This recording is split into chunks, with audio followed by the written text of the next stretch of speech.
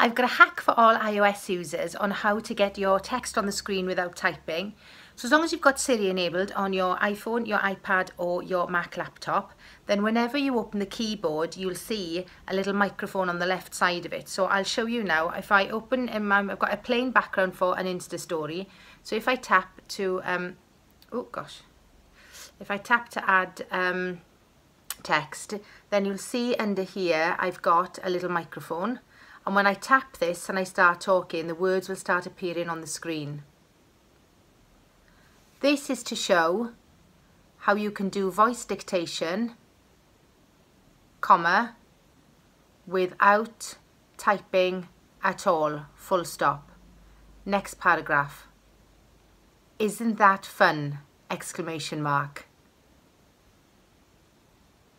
So you can see there how easy it is to add text without even typing anything.